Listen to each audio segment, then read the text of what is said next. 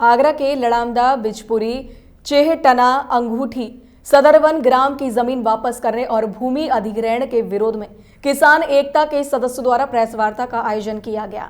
Press वार्ता के दौरान बताया गया कि पूर्व में अधिग्रहण हुई जमीन में कुछ हिस्सा वापस देने की मांग को लेकर जिलाधिकारी को ज्ञापन सौंपा गया, लेकिन कार्यवाही अब तक नहीं हो पाई है।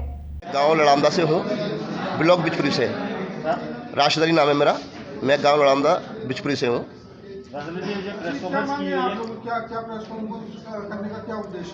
सर, मेरा उद्देश्य ये है कि मैंने हजारों आदमी को लेके 20/12/2021 को मेरे डीएम साहब को कलेक्टर के जाके मैंने हजारों आदमी लेके मैंने ज्ञापन दिया था। उस ज्ञापन के तहत हमने लिखा था उसमें कि हम 3 दिन के बाद में आंदोलन पर बैठ जाएंगे। आंदोलन पे हम नहीं बैठे। हमने कहा कि भाई किसान भाइयों से कि भाई लंबा समय लगा है, थोड़ा टाइम दीजिए अधिकारियों को समझने सोचने के लिए।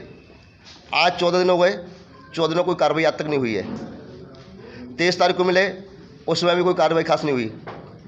अब यह जांच का विषय है, सारे अधिकारी आला से आला अधिकारी इस पर बैठे और इसकी जांच करें। ये हमारा मेन मकसद है।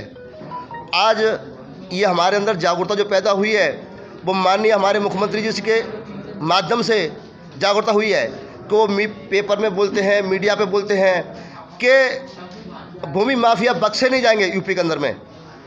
तो हमारी ज़मीन बीआर कॉलेज के नाम से अधिग्रहण की गई थी। उस ज़मीन में हम लोगों को गुमराह किया गया था, प्लस सरकार को भी गुमराह किए लोगों ने। उस बात को लेके हमने पेपर निकालने हमने स्टार्ट किए। हमारे माननीय मुख्यमंत्री के जो बोला गया टीवी के ऊपर पेपर में दिया गया उसके माध्यम से उसमें हमने पेपर जब अपने निकालने स्टार्ट किए तो हमसे कोलेवाल में क्या गया था, बड़े बुजुर्ग जो हमारे थे उनसे कहा गया था कि भाई आपकी ज़मीन जो है 99 साल पट्टे पर ली गई है, 99 साल पूरे हो जाएंगे और आपकी ज़मीन वापस कर दी जाएगी, जो कि आज तक 99 साल पट्टे पर वो नहीं है। वो सिर्फ 25 साल के लीज पे है। 25 साल लीज कैसे हुई थी? इन्होंने सबसे पहला कार्य किया 1356 फसली के अंदर में सारी किसानों की ज़मीन को है अंग्रेजों की फौज द्वारा जबरन लट के जोर पर, पैसे जोर पे सारी ज़मीन को जो है छीन लिया। उसके बाद में ये लिखते हैं 42 में एक स्टाम्प पेपर लगाते हैं 12 पैसे का और 25 पैसे का।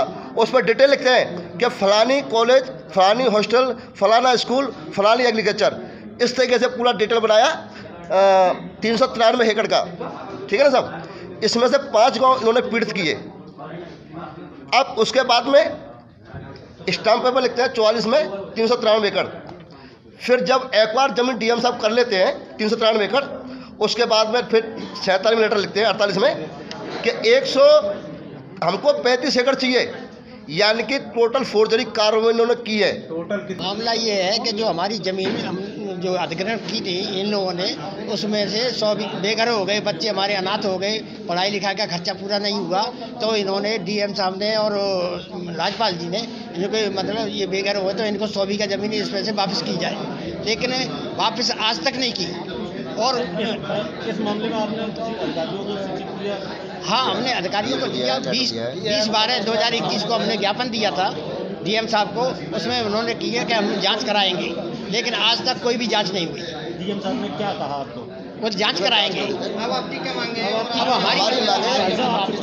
हमारी मांग ये है कि जो हमने इन्होंने जो आश्वासन दिया लिखित में है कि इनके 100 बीघा ज़मीन वापस करने दी जाए कि बाल बच्चों का ये अपना पालन पोषण कर सके। तो आज तक इन्होंने कोई कार्रवाई नहीं की और न हमारी ज़मीन वापस की गई। तो हम अपनी रणनीति रहेगी। अब आगे की रणनीति तो ये है कि जो हमारी बात को नहीं सुनते। हमने ज्ञापन मुख्यमंत्री तक भी दे दिया है, लेकिन आज तक वहाँ से भी कोई कार्रवाई नहीं की, यहाँ प्रशासन ने भी कोई कार्रवाई की। हमें ज़मीन 100 बीघा जो लिखित है वो मिलनी चाहिए, और अगर ऐसा नहीं करते हैं, ये वापस नहीं करते हैं, तो हम आंदोलन के लिए उग्र हो जाएंगे।